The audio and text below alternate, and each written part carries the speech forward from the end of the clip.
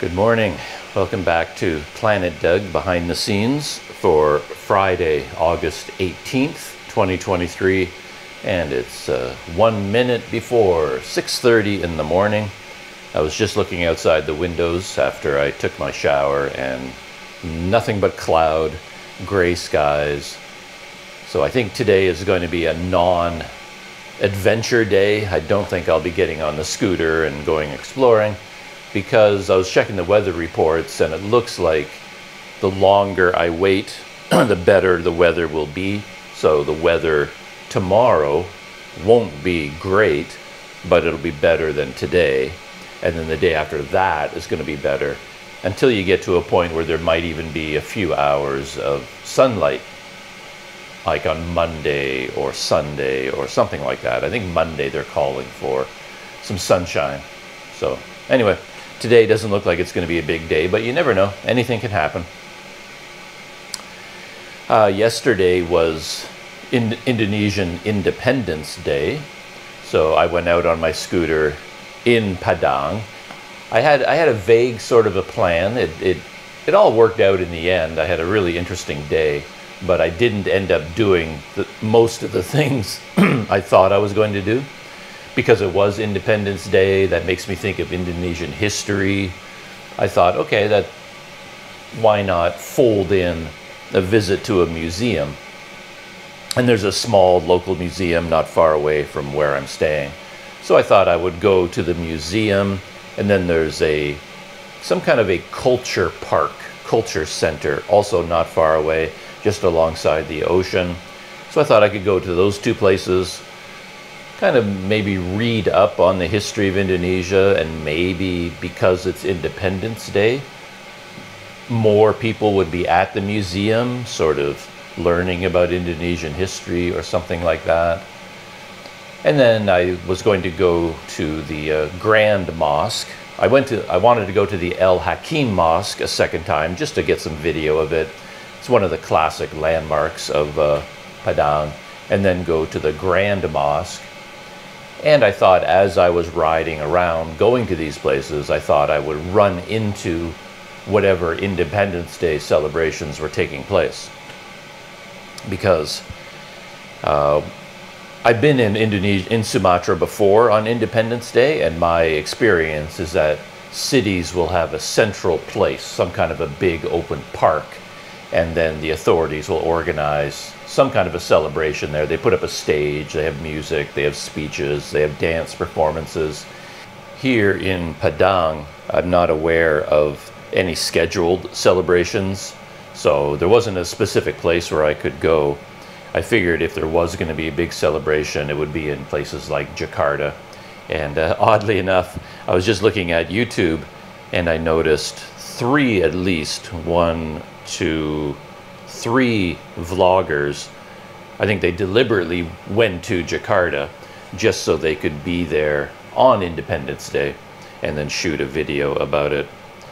The first one is by 2 Mad Explorers. I'm not really familiar with their channel. I know about them, but I haven't watched their videos. And Wild Carlos Shorts. Oh, he was in Bali, not Jakarta. And Jayesh Chaya, and that's a YouTuber couple, a UK guy, and I think the woman is from Poland or someplace like that. I watched 1 or 2 of their videos because they were in Malaysia recently. A funny thing is that 2 of the video titles, there's only 3 videos that I've seen, 2 of the video titles are exactly the same. The one by 2 Mad Explorers is called Indonesia Independence Day is Crazy, Jakarta. And then Jayesh is called Independence Day in Jakarta is Crazy. That's kind of funny. They got the exact same, almost word for word, the exact same title. And I did watch the Jayesh video. It's kind of interesting that those videos were posted, like Jayesh's video was posted on Independence Day. So I guess he went out in the morning, saw the celebration in the park. There was, they released a bunch of birds. I didn't understand that at all. like all these birds got released and then people ran around trying to catch the birds. I'm not quite sure what that was all about. But then they had, aerial displays, like a whole bunch of helicopters flew overhead pulling the Indonesian flag. And then I think a jet went by at supersonic speed. And then there was some sort of an aerial aerobatics team. But I think there was only one plane. They were talking to someone in the crowd, and I think they said this team was very famous from Yogyakarta. But the part of the video that I saw, there's only one plane. But it does loop-the-loops and leaves trails of smoke in the sky. And yeah, Independence Day celebrations. And what I was going to say is I think they went to see that celebration in a park in the morning, and then in the afternoon they posted the video. So of course, for getting people to watch their videos, that's very clever, because they posted their Independence Day video on Independence Day. And I'm sure they had to plan that well in advance and shoot a certain kind of video that doesn't require much, if any, editing, so they can just splice it together and post it right away. And then Two Mad Explorers, I think they did the same thing. Yeah, it says their video was posted, or her video, oh no, there's two of them, a couple, was posted 11 hours ago. So I guess they went out to Independence Day during the day, and then at night they posted their video. Planet Doug is not going to achieve anything like that. I still have a bunch of videos from Bukittinggi I haven't posted yet, so it's going to be a while before I do my Independence Day video. Coffee time. All right, all's right with the world. I have my coffee.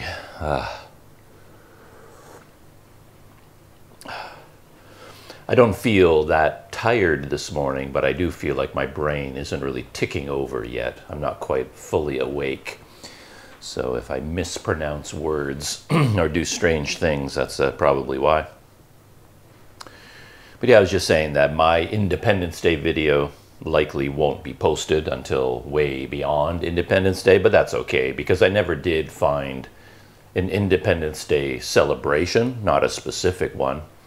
And the events of the day for me were kind of more like an ordinary day. It didn't have a whole lot to do with independence at all. By accident, I was sort of dressed appropriately. I was on my scooter, and then I drove up and down the Ocean Road a number of times. Like right in Padang City, they've got a road that follows the coast with all these beaches there. And I figured if anything was going to be happening, it was going to be along this road somewhere. So I drove up and down it quite a few times. And I never came across a central celebration anywhere. But almost, I don't know, 70% of the people that I saw were wearing red and white, because those are the colors of the Indonesian flag. And of course, pretty much all my t-shirts right now, more by accident than anything else, I didn't choose them. They were all three of them were gifts, that were sent to me in the mail by Planet Doug subscribers. And all three of them just happened to be bright red and white. And of course, red and white are the colors of the Canadian flag as well. Anyway, I just happened to put on one of my t-shirts when I went out, and it's red and white, and I blended in well with the crowd because everybody was wearing red t-shirts and white pants. That was the theme of the day, so I fit in from that point of view. And I went to the Al Hakim Mosque first. No particular reason. It didn't have anything to do with Indonesian independence, but I thought since I was going to the Grand Mosque and I was going to the museum, I was going to be seeing some classic buildings of Padang. And I figured, well, then I might as well throw the Al Hakim Mosque into the mix, because it is a very dramatic mosque. So I went there first. Went down to the ocean. Again, I didn't go into the mosque or anything like that, but then I took some video of it from the shore, and then I went to the museum, and it was closed. I was wondering about that. I thought on Independence Day it would be a good day for the museum to be open, but it was closed. So I wasn't able to go to the museum, and then I just rode along the ocean. Again, I kind of went down the ocean road, because I had to do a U-turn to get to the museum. So I rode all the way down, did a U-turn, came all the way back, went to the museum. It was closed, came back to the Ocean Road, rode down it until I got to a place where I could buy a couple of snacks. I just pulled over to the side of the road and got a couple of egg sandwiches, you know, roti, and then some sugarcane juice there. And then I got back on my scooter and I was looking for the culture park. So I rode down the Ocean Road again, and there's all like big groups of people wearing red and white, joggers, cyclists, like bicycle groups wearing matching red and white outfits while they're riding their bikes past. And I rode out along the Ocean Road and I think I found the culture park. It wasn't that well signposted, I don't think, but I think I found it. But it didn't matter because whatever it was closed as well. So I couldn't go to the culture park either. So I went back to the Ocean Road and rode its entire length. Had my GoPro pointed on an angle to the side rather than at me or ahead, just because I wanted to capture some video of the ocean itself and all the people on the sidewalk. And I rode that all the way to the end until I got to Padang Beach. And I parked the scooter there and I spent some time on this beach. I walked around and shot some video, got a local cup of coffee, one of these cappuccino envelopes, and they put it in a cup with some condensed sweetened milk and add some hot water. And they have all these chairs and tables set out on the beach. The water here is not really good for swimming. The waves can get pretty rough and everything, and the water's not clear, and it's just not a swimming kind of beach. But a bunch of families were out, and they brought their kids to the beach so the kids can run around on the sand. So I sat there on one of the chairs drinking my cup of coffee. I was a little bit hot, I must admit, because I knew I was going to go to the Grand Mosque, and there was a chance, well, even if I want to walk around on the grounds, I didn't want to be in shorts, so I made sure to wear long pants during the day. And yeah, the material is very thin, but it is still, any kind of long pants is way, way too hot in this climate. So I was overheating the entire time I was out there. And then came my first somewhat big adventure of the day, because I wanted to ride my scooter to the Grand Mosque. That was going to be my final stop on my little morning tour. Got on the scooter, came out of the parking lot of the Padang Beach, and then I turned left onto the road.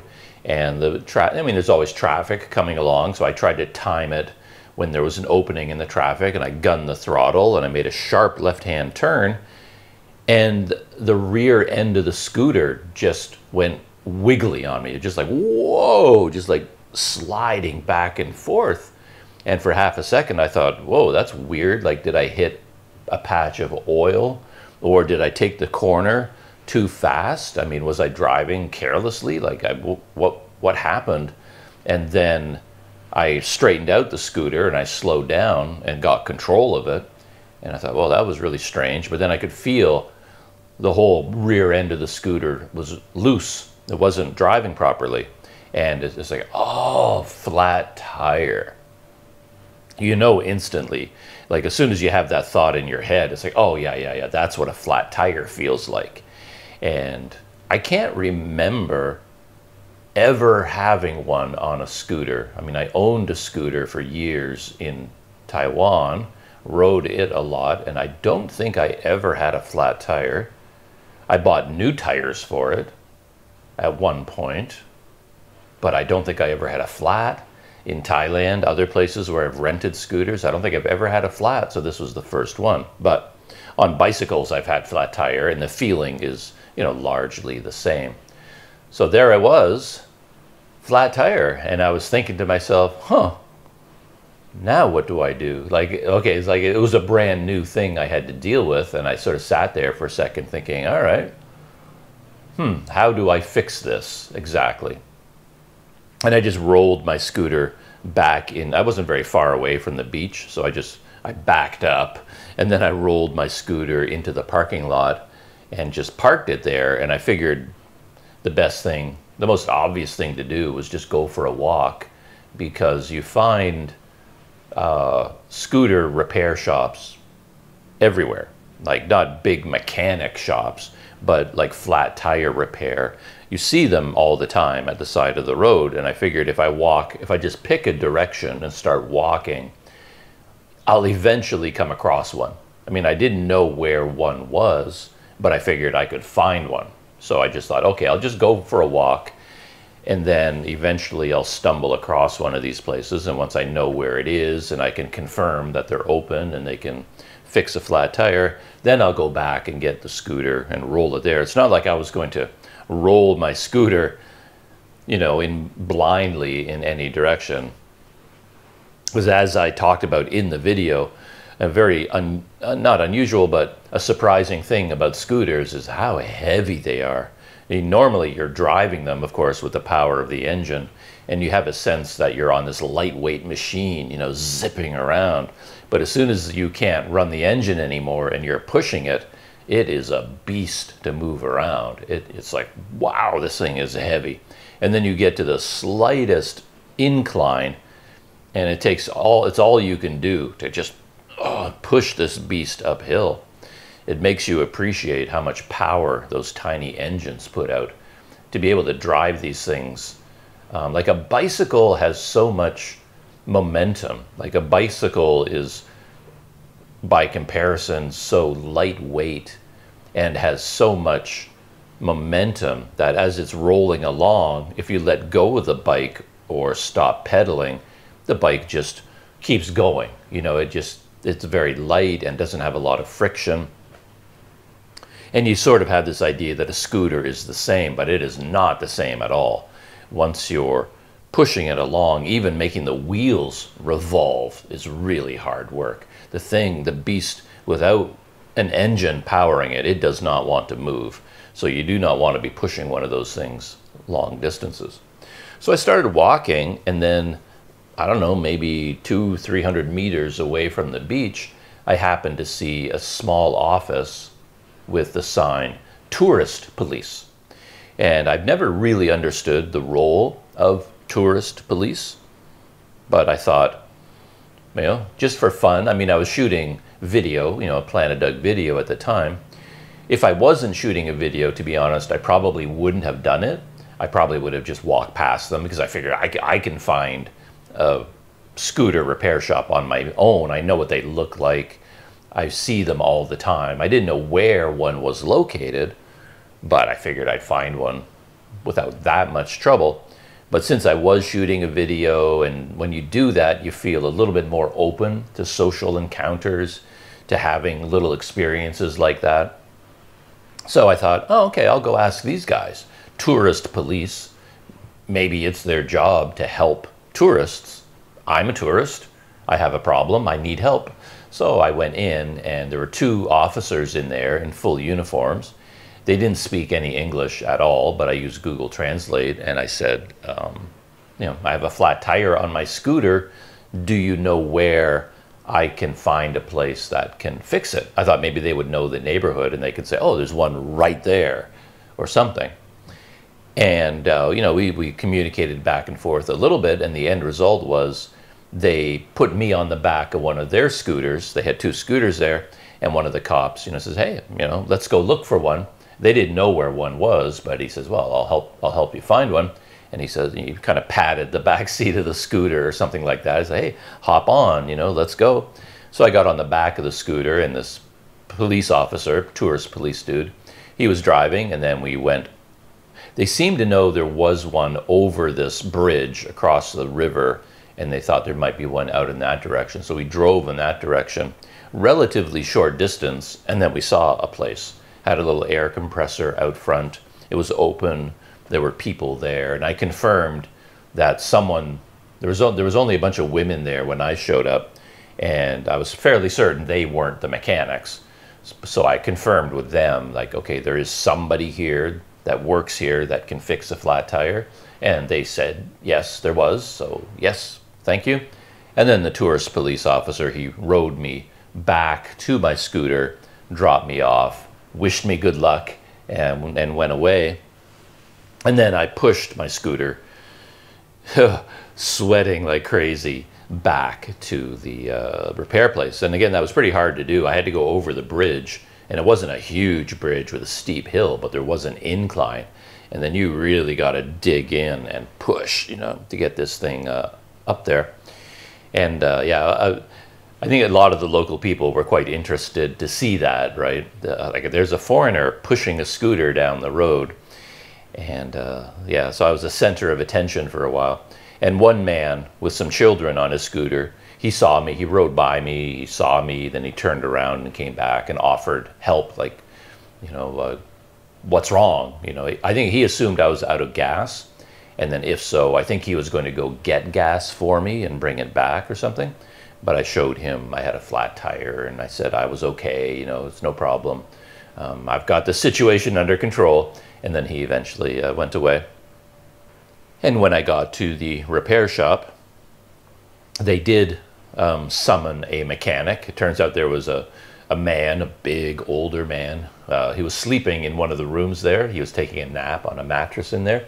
And then he woke up, or they woke him up, and then he came out, and he was the mechanic, and he got to work on my scooter.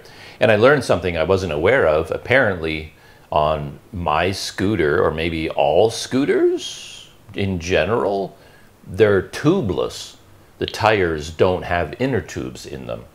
So I was assuming all this time I ran over a nail or a piece of glass or something, punctured the tire, and then punctured the inner tube. And I thought he would have to remove the inner tube, find the puncture, and put a patch on it, and then put it back in. That's what I assumed we were talking about, and I assumed it would cost very little money because something like that wouldn't be expensive. But he went to the back, and he came out with a relatively large box containing an inner tube. And he showed it to me, and he wanted to confirm that he should just put in this inner tube. Like, are you willing to pay the money for an inner tube? And still at that point, I thought he was saying he's going to replace the old tube with a new one. And I thought that was a little bit premature because we hadn't even seen the old tube yet. For all we know, the old inner tube was brand new in good condition and just had one little pinhole in it. And all we really had to do was put a patch on it and we'd be done. So I didn't see the need to buy a new inner tube yet. That was my, you know, in my brain, that's what I thought. But in these situations, I usually follow the path of least resistance. I usually just say yes to whatever course of action they suggest. Because, you know, 90% of the time, a local person will be right. They know what they're doing. This guy knows about scooters. He knows a lot more about fixing a flat tire than I do. And if he's suggesting replacing the inner tube is the better thing to do, and he said it would cost 50,000 rupiah, which, you know, is like $3.50 US, not a lot of money. So I thought, sure. So as soon as he said that to me, I went, oh yeah, okay, no, yeah, yes, you know, yes, let's do that. Let's do what you're suggesting and replace the inner tube. And then I figured, well, we'll take the old inner tube out, and then I can keep it. So the owner of the scooter is going to get a spare inner tube out of the bargain. You know, I figured it's not a big deal. 50,000 rupiah. The mechanic is suggesting we do this, and I figured it would be faster too. Instead of repairing the inner tube, taking the time to find the leak and repair it and check it to make sure the patch is holding, well, you just slap in a new tube, pump it up, and you go. It's going to be faster. But then he started working on the tire, and no inner tube came out. So it's like, oh, it's tubeless. So, I mean, I even asked him later on, like, was there a nail or a piece of glass? Like, did something puncture the tire? And he said, no, there's nothing like that. So it was just the seal around the edges. And to be honest, I've never understood tubeless construction.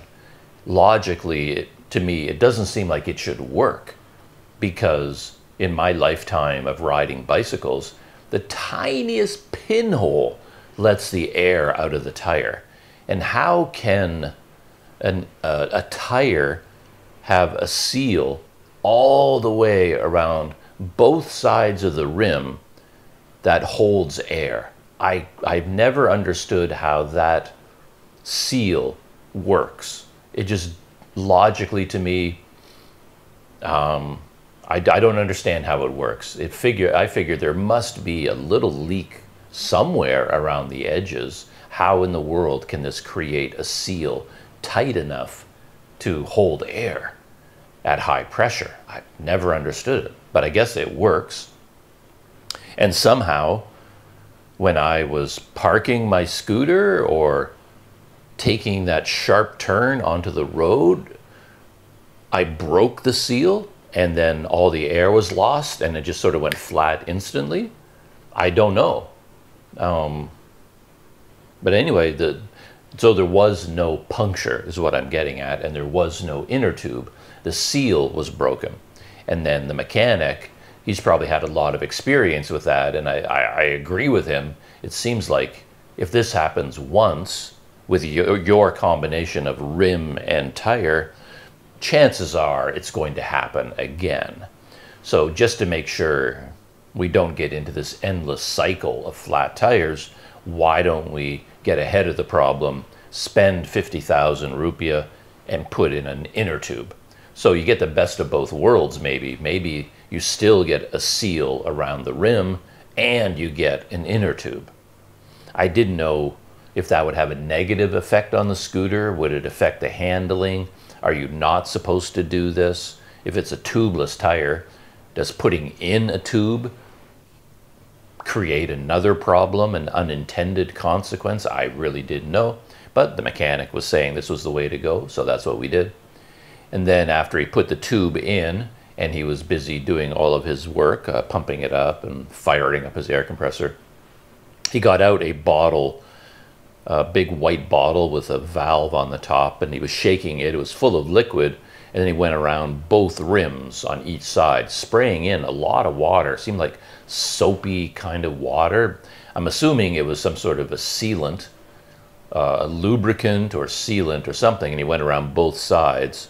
And then when he was pumping up the tube, you could, the rim of the tire, would lock into place all the way around the edge. And I guess this liquid would help create a very tight seal.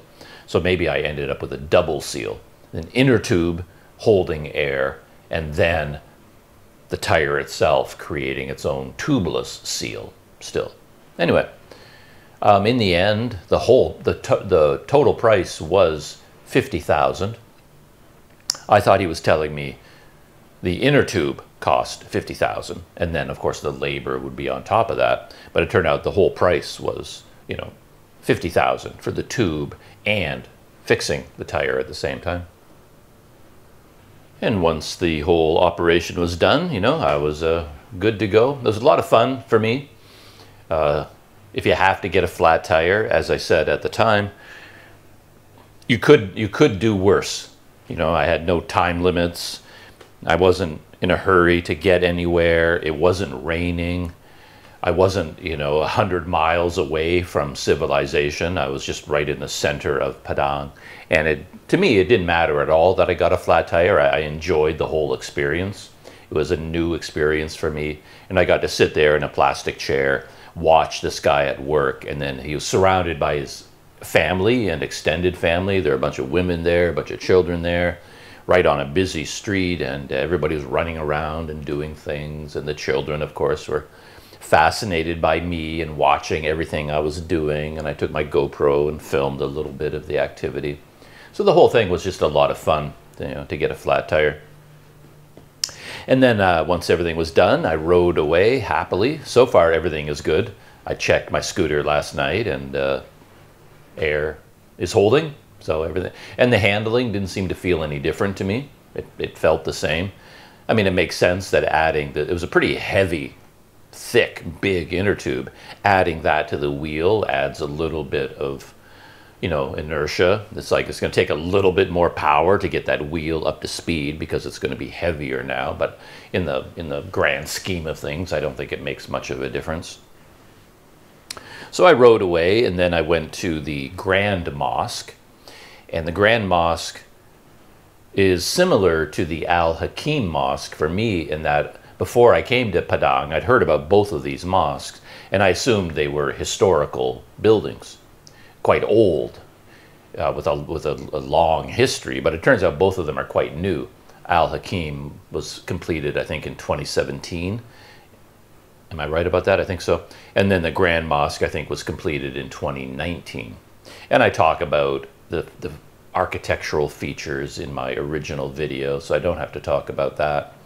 But when I got there, at first I thought it was closed because I didn't see a way in. It was like, it's a big, big building and a big piece of, sitting on a big piece of land. But the street that I came at it, everything just seemed to be empty. I thought, again, for Independence Day, there would be people, you know, crowds everywhere, celebrating, waving flags, and I thought they would drop by the mosque at some point. But yeah, there was actually practically nobody there that I could see. There was nowhere to go on my scooter, nowhere to park the scooter.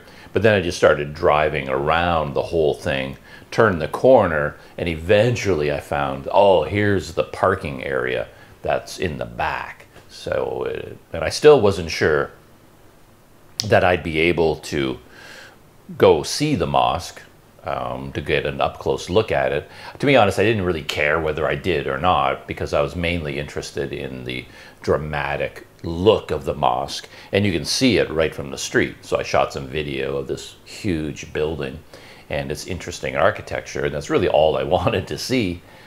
But, you know, so if it was closed and the parking attendants, you know, the security guy said, no, no, no, no, you know, not today, you know, mosque is closed today, I would have turned around and left. Would have been no big deal. But I drove my scooter up into the parking area, and there were two security guards there, and they were pretty clearly wanting me to stop and just chat with them for a second. They didn't speak English, and I couldn't really say much in Indonesian, but we sort of communicated a little bit. And instead of putting my scooter in the actual parking area, they said, well, put it right here. You know, they had a little spot beside their table, and they said, yeah, you can just, you know, keep your scooter right here. And they said a few things that kind of puzzled me at first. I wasn't quite sure where all of this was coming from, why they were so interested in me, why they were letting me park my scooter right there. And they kept telling me that drones were not allowed. I mean, they could see I had a GoPro on the scooter and I had a knapsack on my back. And maybe they thought, well, he must be a YouTuber kind of guy, a content creator. And he probably has a drone in his knapsack. They probably had that experience in the past, foreigners showing up and hoping to fly a drone over the mosque. And they were saying, no drones, no drones. But they kept saying it over and over again. And every time I told them, no problem, I don't have a drone. I don't have a drone, and I wasn't planning on flying one anyway, even if I had one. So, okay, no drone. But they kept saying it. And then they followed that up with pointing at the tower. There was one very tall minaret, very tall tower. And they kept saying, you can take a picture, you can take a picture. And I kept saying, oh, thank you, okay, thank you, you know. I was going to take a picture of the tower and the mosque at some point anyway. I didn't think I needed permission to, you know, get out my phone and take a picture of the tower, but they kept saying, take a picture, take a picture. And then the light bulb went off, you know, the penny dropped. I figured out that they were offering to take me into the tower, climb up the tower, and then from the platforms or from the windows up there, I could get an aerial view of the mosque from up there. And that's why they were saying, like, no drone. Like, you can't get an aerial picture with a drone, as you were hoping to do, but you can go up in this tower, and then you can take video or take pictures from up there. And I was like, ah, okay, okay, okay. And of course, they were making all this effort because when they do this for someone like me, for a foreigner, of course, we would give them a tip of some kind, and then they can make a little bit of money this way. So I think this maybe, who knows how this system came about, probably by accident. There probably a YouTuber with more ambition than me, or more communication skills than me, showed up one day and spoke to the guards and said, you know, and really pushed and said, hey, I really want to go up in that tower. Like, can we? And I don't think the guards technically are allowed to do this. I mean, it makes sense that this isn't something that is part of the mosque. You know, it's not an official guided tour or anything like that. There's a little hustle that they were running on the side, and maybe a foreigner came along one day and talked to them and says, hey, do you think I can go up in the tower? And the guards said, oh, yeah, let's do that, and opened the door for them and brought them up. And then the foreigner would have given them 50,000 rupiah or 100,000 rupiah or whatever as a tip. And then that maybe the guards went, huh, that worked out well, you know. So now whenever a foreigner shows up that, you know, and his scooter is bristling with GoPros, they, you know, they have this script prepared, you know, like no drones, you can't fly a drone, but, you know, tower. And of course, I went over there, I said yes, you know, the guy said, yeah, go up the tower. And again, my instinct is to say no to a lot of these things. I'm a little bit of a rule follower, or I'm very much of a rule follower. I don't like breaking rules. I don't like getting in trouble. I don't like causing trouble. And it kind of felt to me like, yeah, they probably don't want, like the mosque authorities probably don't want foreigners traipsing up and down their minaret, because the minaret is where they, you know, they announce the call to prayer. I mean, it's not the prayer room of the mosque. You don't really have to pay as much attention to etiquette and proper behavior and proper clothing. The tower is separate from the mosque itself, but it's still part of the mosque complex. And I don't want to be, you know, like I said, part of foreigners constantly trooping up and down in this tower to get their tourist pictures and things like that. So my instinct, quite often when people offer a special thing like this, is to say, no thank you, I don't need to do that. And to be honest, I didn't really need to do it. I could have lived with just staying at ground level and walking around the mosque and looking at it, but these guys were pretty insistent, and they were very friendly, and there didn't seem to be any trouble. So I said yes. And I went over, we walked together. There was two guards, an older and a younger, and the young guard came with me. And that made a lot of sense too, as it turned out, because we walked to the base of the tower. He opened the doors at the base, and there was an elevator, like an actual elevator door, elevator shaft, you know, inside the tower. But of course, it was broken. It was not in good repair. So we walked up the stairs, you know, circular stairs going up. And I think the place that we got to was about 12 floors. So it's the equivalent of climbing up 12 floors in an apartment building. And you're inside a very dark, wet, gloomy, dirty sort of corridor. Hot, there's no airflow, it's not air conditioned or anything like that. So climbing up 12 floors to get to where we went to, it was a bit of a physical effort. And so I think that's why the young guy came and did it. You know, he had the young legs to get up there. And so we got to this place, and when we went to the tower, I didn't really examine it that closely.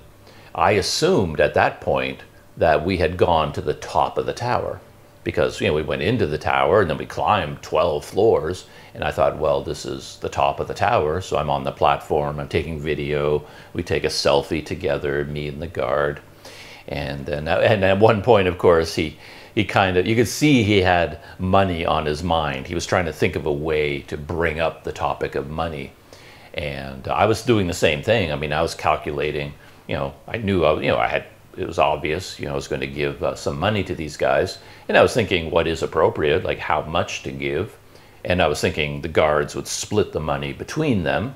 So I was wondering how to do that, you know, sort of like if you give one bill, how do they split it between them? So I was thinking, I was trying to come up with this amount in my head compared to the amount of money in my wallet, that I could give it to them in bills that could be split in half, sort of thing, so that they could divide it up.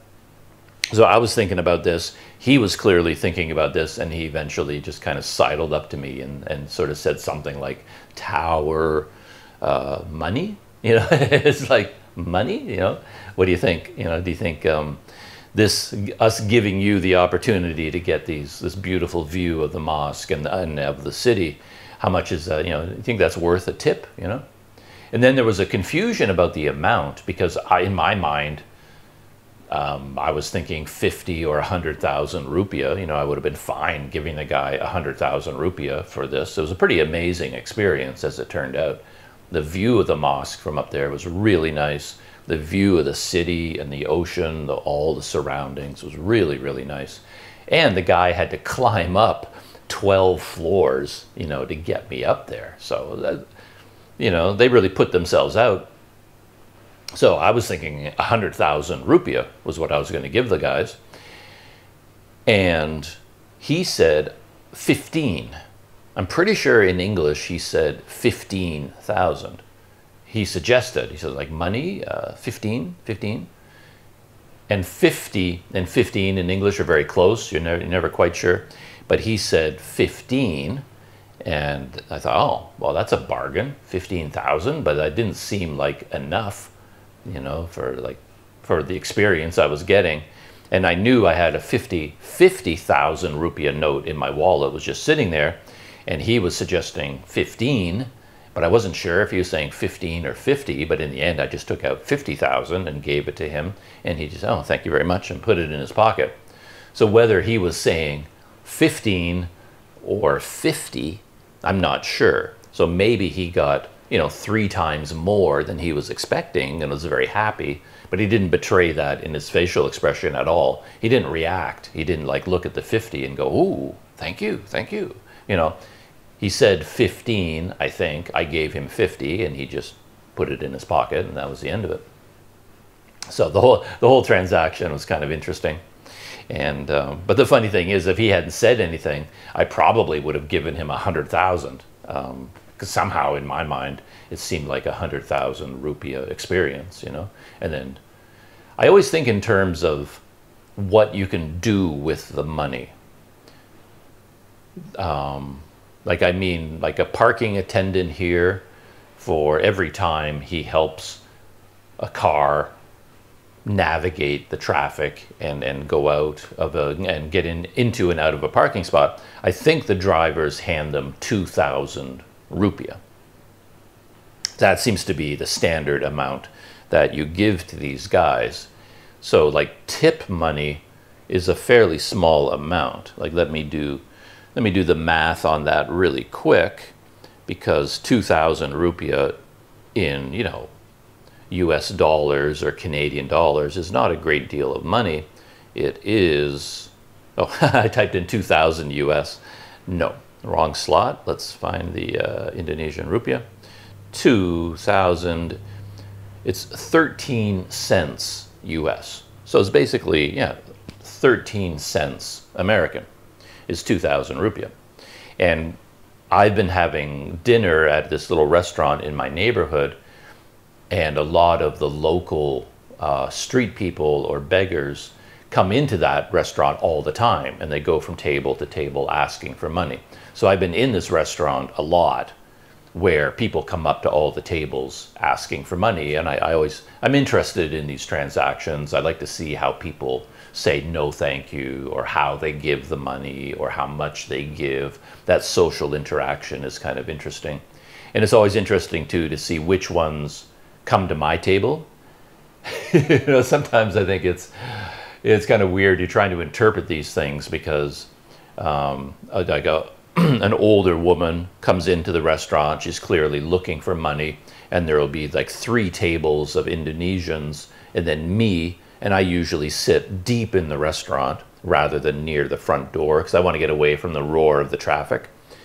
And this woman asking for money will go to all 3 Indonesian tables asking for money, and then they will sort of look in my direction, and then they either will come to my table or they won't.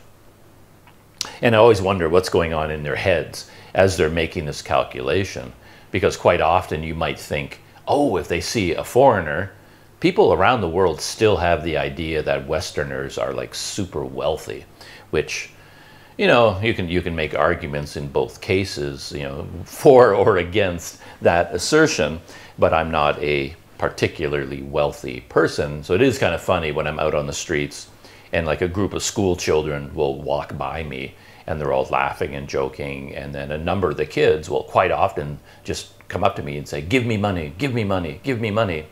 So it's like they just sort of look at me and all they think about is money. And so there is that idea in the culture, in the gestalt. So you would think a woman, an older woman, asking for money when she goes into a restaurant, sees a foreigner, you would think, oh, yes, I'm going to get more money from the foreigner, that they will come to my table automatically. And then if they do come to my table, I think, well, that must be what they think. And then sometimes, quite often, they won't come to my table.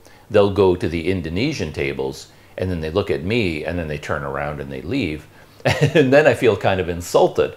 It's like, oh, come on, I had money prepared, ready to give them, and then they won't come to my table. So I'm thinking, maybe they think so lowly of me that they, oh, foreigners, they never give any money, you know, they're cheap people. And then they I won't even bother asking. So now I feel insulted that they didn't ask me, right? There's this whole bizarre series of you know, interactions, and I'm thinking exactly what is going on.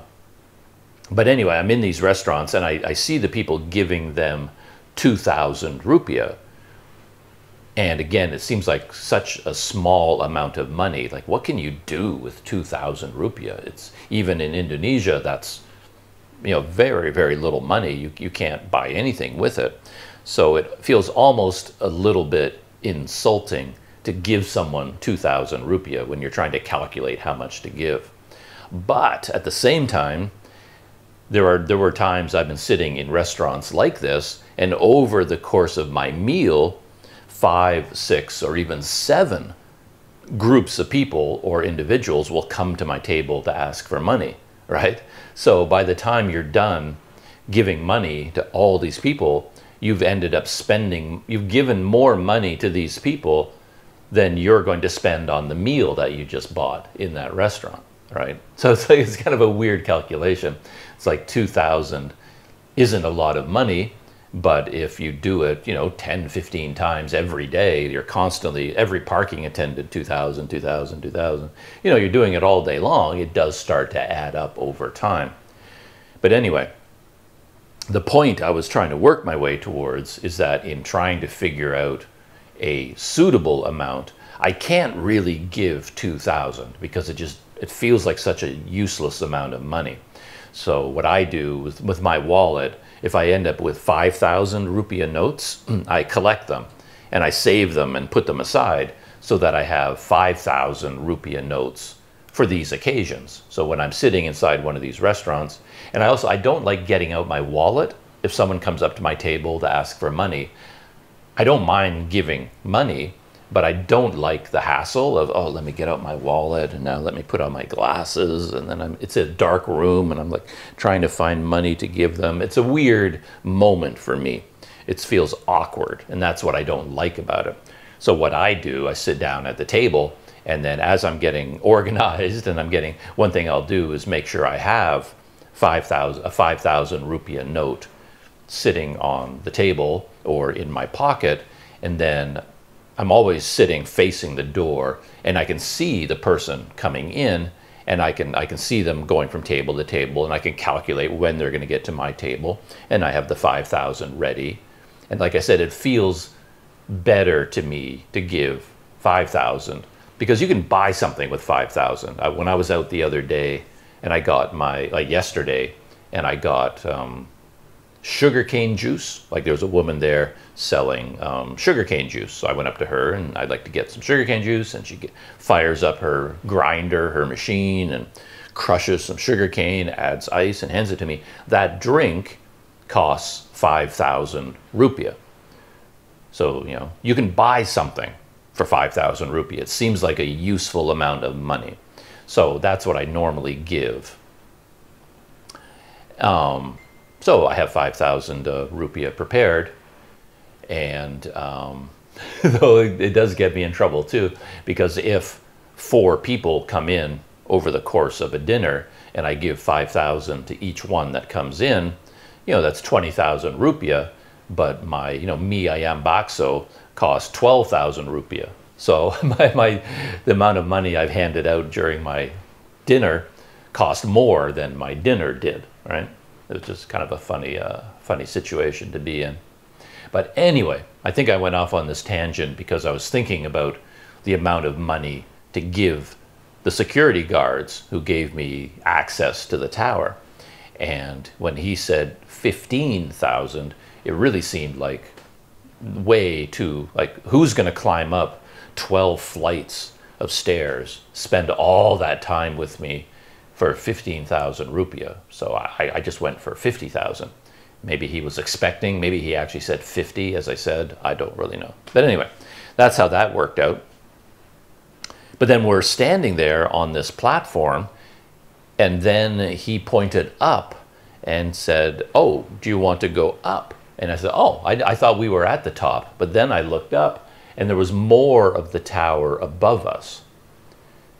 And that kind of surprised me because I thought we were at the top. But at first, that extra bit of tower didn't seem like it was much higher.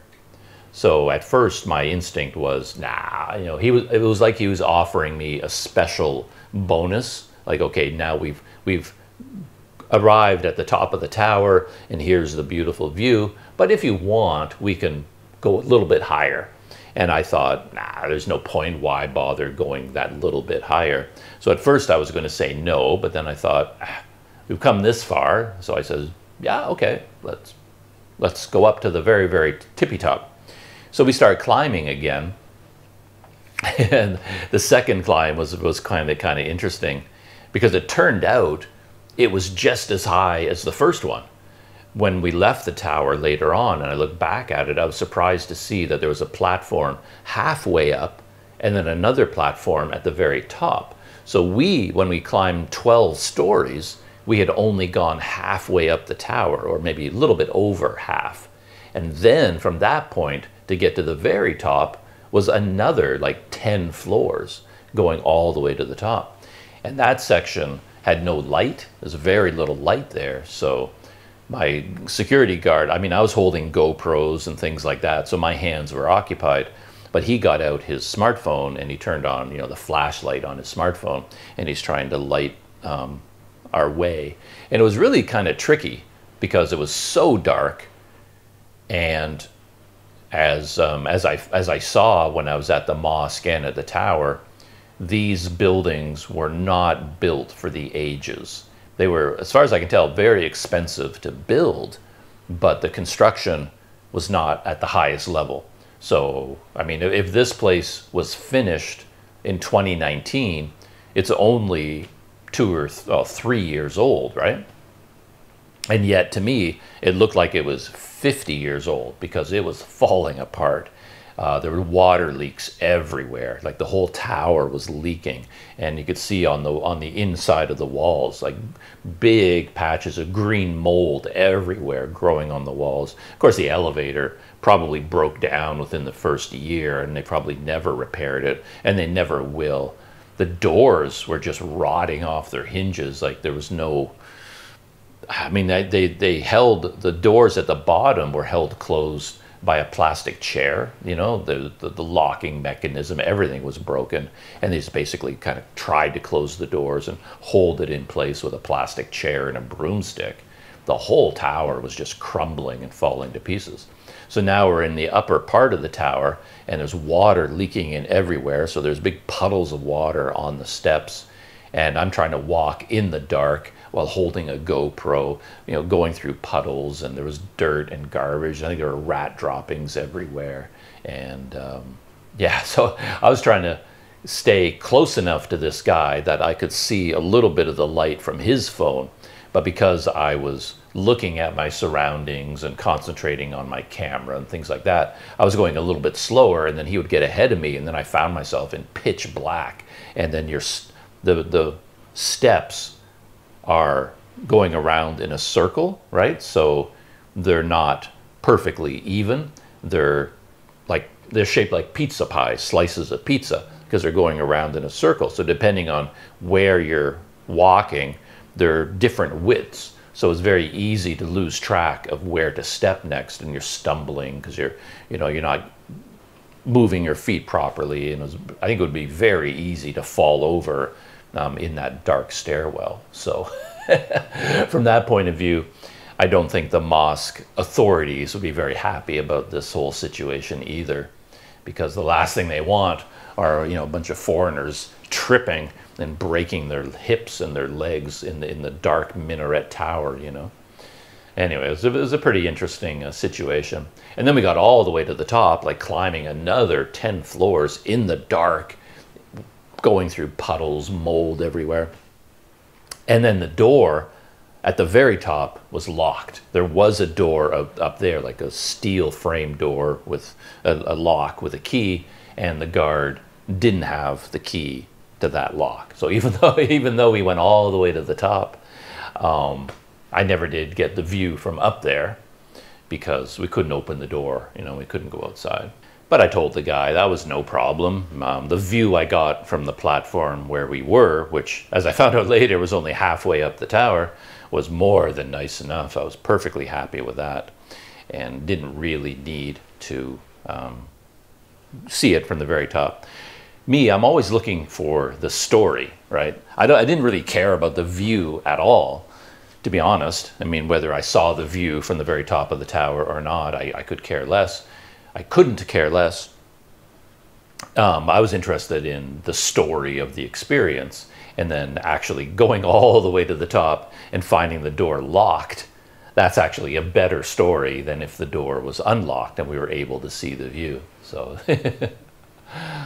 yeah, on the way down, I got prepared and made sure I had my phone out with my own flashlight, because I knew going down was going to be really tricky. And it really was dangerous to the extent of, a broken leg, or if you fall and you're trying to brace your fall, you're going to break your wrists or whatever. So I made very sure to have my flashlight out and holding on to the handrail as much as possible. We worked our way down, down, all the way down to the bottom through the dark for the first half. And then I could put my phone away because there was light in the second half. And then we got all the way down to the bottom. And then things were a little bit complicated from that point because, and again, I talk about this in the original video, I don't generally like to have guided anything, like a guided tour, because you lose free will, right? You lose control of your destiny to an extent. I've got this young guy who guided me to the top of the tower and back down again. That was great because there's no way I could have gone into that tower without him. I needed him for that experience, but now I just wanted to be cut loose. I wanted to cut him loose, and then I can just walk around the outside of the mosque by myself, take some video, and that was going to be the end of my experience. But he was clearly going to stick with me. He took payment for helping me experience the mosque, and now he was going to go with me wherever I went. And I tried to say to him in English, or try to communicate with him. It's like, okay, I'm okay now. What I want to do is we just walk around the mosque. I'm just going to go for a walk now. So I'm just going to go for a walk. So I'm okay now. You. But the way he interpreted what I was saying was, oh, I'm going to walk around the mosque. Come with me, continue to be my guide, as we walk around the mosque. Anyway, things got more and more confused because the main area of the mosque is up on the second floor. You have to walk up these stairs and ramps to get up there, and that's where you see the beautiful mosque building. But we were still on ground level when I was trying to separate from this guy. But I guess the way I moved my hands and I made hand gestures, I guess he thought I meant I wanted to walk around right where we were. And so he just started guiding me around this subterranean level. And it did turn out to be kind of interesting because I saw more and more how this whole mosque was just falling to pieces, because this was an not underground, but a lower level with a roof above us, and there was like a tremendous amount of water damage. Obviously, there had been like the rain had just flooded in, and all the roof tiles had been destroyed. So that whole area was under construction. All the roof tiles were being torn down. There are big piles of soaking wet roof tiles, and yeah, I mean yeah, there's a big flood damage there, and they have all these scaffoldings up and repair and construction, everything like that was going on. So he's taking me through this area, and I kept thinking he must know there's a stairs, must be a stairwell here to get up to the floor where I wanted to go. It's like, why are you taking me through here? And I kept waiting for us to get to the stairs, and we never did. We just kept going around and around and around, all at this lower level. And then I'm like, where are we going exactly? And it seems like I concluded that he thought I wanted to see the lower levels of the mosque or something. And he was walking really fast, and I'm trying to keep up with him. And then I decided, okay, let's take control of this. This is getting out of hand. So I got out one of my phones, yeah, my main phone, and I'm typing out on Google Translate, you know, thank you very much for your help. I can go walking by myself now. You know, you don't have to come with me anymore. And I'm typing this out on Google Translate. I'm holding a GoPro somehow in one hand, and I'm holding the phone probably, I can't remember exactly what I was doing. I think I had the GoPro in this hand with the phone, holding both of them, and then I'm trying to type, and I'm trying to keep up with him as he's walking. And he got to this place where there was a ditch, cement culvert, and we had to step across the culvert. And again, I'm not really paying attention. I wouldn't normally walk and type at the same time. I would stop whatever I'm doing and do it. But because I'm trying to keep up with him, you know, my guide, I'm still walking and I'm doing this and I'm trying to keep track of where I'm going. He steps across this culvert. I step across the culvert. I'm still typing. I totally lost it. So I don't know what happened. My sandal hit the edge on the other side. I tried to step across, but I didn't quite make it. Just flat on my face, just planted. Everything went flying. The phone went flying, the GoPro went flying. I'm covered in mud and grass stains. I got one tiny injury here. I thought it was worse than it was because this was bleeding. When I first fell, I cut myself here, but it looks like a little scrape, nothing more. But anyway, it was pretty dramatic. Like, you know, your hands are full, and then when you trip, like, you just go down, and whatever you're holding in your hands, you know, it just goes flying. And there I am on the ground, feeling really embarrassed because, yeah, who wants to fall flat on their face? And then this young guy, you know, the security guard, he was like horrified. He comes running over. And it's another kind of a weird social situation. I see this in real life all the time, and I see it in movies and TV shows too. The same thing is reenacted all the time, and I think about it all the time, where if somebody falls, everybody around them thinks they should lift them back to their feet. Like, everyone is just like so eager to drag the person back to their feet. And every time I see that, I think, like, why? Like, just let them lie there and recover themselves. You know what I mean? It feels like just grabbing their arms and dragging them back to their feet like as fast as you can is kind of pointless. And it's more annoying to the person who fell than anything else. And that's exactly what happened in this case. You know, I fell and it just like face planted, everything goes flying. And then I need a second to compose myself. You know, I just want to like lie there for a second. It's like, and then it's like, oh, you know, slowly, oh, here's my phone, here's my GoPro, and I don't need to be back on my feet instantaneously. And yet, from his point of view, he leapt into action like some sort of a guardian knight or something. He just sort of just grabbed my arm and just like dragged, just trying to drag me to my feet almost as soon as I hit the ground. And I kind of wanted him to like, just go away, leave me alone for a second, give me half a second to compose myself. But anyway, this is something I've noticed where when people fall and then the instinct of everyone around them, it's like it bothers them to see this person lying on the ground. And then they always want them to, if not get back to their feet, at least sit up. You know, they always want to drag them. And then I see these people who are injured and who fell, and they're like being dragged into a seated position. And the seated position seems more uncomfortable when they were lying down. I've always thought, in that situation, if I'm with someone and they fall, I hope I have the presence of mind to just like take a beat, just leave them for a minute. Like, you can see if they need help, but you don't have to drag them to their feet instantly, you know, just sort of let the situation unfold. And then if they need to get up and they need help, yeah, you can help them to their feet, but don't just start manhandling them instantaneously. But anyway, this guy just like dragged me to my feet. And of course, if you're the person who fell and you're embarrassed about it because it shows like a physical weakness, then your instinct is to pretend nothing happened. Like right away, you just want to just, I'm okay, I'm fine, everything's fine.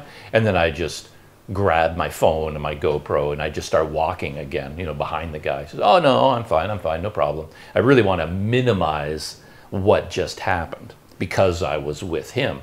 And the weird thing is I fell because I was with him and because he had sort of taken control of my life, and I lost focus. You know, the only reason I fell was because I was trying to keep up with him, and I was trying to type out a message to him at the same time, and everything was confusing. And then I tried to step over this culvert. I misjudged the distance and down I went. And now the only reason I tried to pretend it was nothing was because I was with him. If I were walking on my own and I fell, I would take my time. You know, I would lie there on the ground for a minute and laugh about it. Like, oh, for Pete's sake, you know. And then I would take stock. Like, did I hurt myself? Am I bleeding? I would look at my phone and my cameras. Is anything broken? And I'd get to my feet and I'd probably wipe all the grass stains and the mud and the dirt. And I would take a minute or two to compose myself, get cleaned up before I continued walking. But because he was a witness to me falling, I wanted to just brush it off like, oh, it was nothing, you know. So we just kept walking. And then I did show him the message, like, okay, I'm okay on my own. You can go away now. And then he did leave. And then as soon as he left and he went around the corner, then I went, oh, and I started cleaning myself off and getting myself composed and looking at my phone, looking at the GoPro and getting the mud off it and things like that, you know. That was pretty funny. Yeah, and then I just walked around the mosque, you know, admired the architecture, talked about some of these topics, and then it was time to leave. And then I had one more social encounter, which was kind of a funny one, because I was up on the second level, and then my scooter was down on the main level right by the security guards. They were at ground level, and there was a staircase there. And then I had worked my way around to the staircase, and I was going to go down the staircase, get on my scooter, and leave. And out of the corner of my eye, I saw a group of 3 young women. I think I'm a very poor judge of age here because I just assumed they were high school students, but I eventually learned that they were, you know, university students. So they were older than I thought. But there were 3 women there out having a day out with friends at the mosque, and out of the corner of my eye, I got the sense that they were looking in my direction. It's like, oh, boule, because everybody wants to take a picture with the boule. And I think they were trying to get up their courage to approach me and then ask me, you know, can we take a picture with you? And I kind of I kept an eye on them, and I'm more than happy to do this, but I wasn't really sure if that's what they wanted or not. And I was like I was moving a little bit more slowly because I was giving them a chance to catch up with me or come in my direction if they wanted to. And I eventually concluded that, no, actually they're not going to do that. So I went down the stairs, went around to my scooter. The security guards were there. I thanked them, put on my helmet, got all ready, put the key in the ignition. Then I'm backing the scooter out of the parking area underneath this, underneath the stairwell by the security desk. And then the girls showed up. Then they suddenly were there, and they were talking to the security guards. And the security guards turned to me and says, "Oh, they want to take a picture with you." So they really did, but it took them all that time to get up their courage and finally track me down. And they finally tracked me down just as I had helmet on, and I was about to, start up the scooter and leave.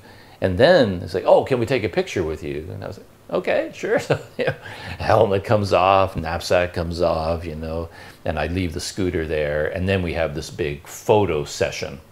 Turns out one of the girls was a YouTuber, a content creator. She had her own channel. I think it's called Mini Vlogs, like M-I-N-I. That's her like English name or Indonesian name, I'm not sure. Mini Vlogs. And she doesn't do a lot. I looked at her channel, and she posted a video like just a couple of days ago. But before that, I mean, there's like long months in between videos. So most of the videos are like from a year ago, going out with her friends, cooking food, videos like that. But so she's familiar with cameras, with photography, with videography, with lighting. So she sort of took control of the whole selfie situation and made sure that we went out from under the stairwell, out into the light where there's better light for the pictures. And we took a bunch of pictures together. And as always, I followed my instructions. I'm often too taciturn for these selfie opportunities where they love to have fun, and they're very emotional, and they want to do fun things when they take pictures. And I'm more of this hulking dude, I don't have a natural smile or anything like that. And if they have a sense that I'm not putting myself out there enough for the photos, they will actually give me directions. So we did sort of a thumbs up pose. And that wasn't enough for them. So the two girls taking pictures with me, they put out 2 thumbs up, and then they kind of nudged me, like, 2, come on, 2. So I'm like, okay. And then I do 2 thumbs up, and we're all doing, and then we got to do this, and you got to do this. And, they're very practiced at their selfies, posing, funny poses, doing funny things. And I'm always worried that I'm not fun enough for the local people, because I'm not that kind of person. And I always worry too that when, by the time these young girls came up to me, and I mean they're young and fresh faced and clean and dry and beautiful and elegantly dressed and put together, and then they come up to me, "Can we take a picture together?" And I usually feel embarrassed because I'm twice the size they are. I'm big, and I'm hairy, and I'm sweating, and I'm red-faced, and I'm tired, and I had just fallen. My feet are dirty because earlier I'd been down on the beach and I got hit by a wave, and my feet dried with mud all over them. My sandals were dirty. My pants now had grass stains and dirt on them, and I'm hot and I'm sweating. And I just don't feel like I'm appropriate for taking pictures with these, beautiful young girls who are so fresh and well-groomed and look so nice. And there I am, like this giant hairy creature, taking pictures with them. I always wish I was smaller and cleaner and nicer looking and better dressed, so that I would be a better subject, for their selfies. But hey, it's not much I can do about that. I look the way I look, so I do my best. I stand there, and I don't know, even, you want to get close together for the selfie, but I'm kind of aware of how hot and sweaty I am. My t-shirt is soaking wet because I've been sweating all day, and I have this feeling that I'm probably kind of stinky at the same time. And so I'm a little bit, I kind of don't want to brush up against them because I feel like I'm wet and sweaty and stuff like that. And it's a funny situation as well. But I did my 2 thumbs up and 2 peace signs, and we took a bunch of pictures together. And in the old days, I would often get out my phone. Like if they take selfies, I would take advantage of the opportunity to get a selfie for my own records, so to speak. And then I'd say, okay, one picture, but, you know, with my phone. And then one of the girls, you know, would take my phone and I'd get a selfie that I could keep. But lately I haven't done that, mainly because all my energy is going into shooting the video anyway. And it's like, I don't have any energy left for, oh, I want a picture too, and turn on my phone and get the camera and set it up and show them how to take the picture. And it's just too much trouble. So now I pose for the selfie with them. They get the selfie, but then I don't have any evidence of that encounter myself, you know. So, and that was the end of my day. Then I got on my scooter, rode back here, and I spent the rest of the evening. Oh, then it rained. Oh, man, did the rain hit. Half the day. I was out there for a little bit more than half the day. Maybe I got back here at 1 or 2 o'clock, something like that. And then the rains hit. Man, did it come down. I thought the city was going to be flooded. It rained so hard and for so long, all afternoon, all night. It just rained and rained and rained. Yeah, it was pretty crazy. So all that weather forecasting calling for thunderstorms, yeah, that was no joke. They knew thunderstorms were coming. Yeah, it really rained hard.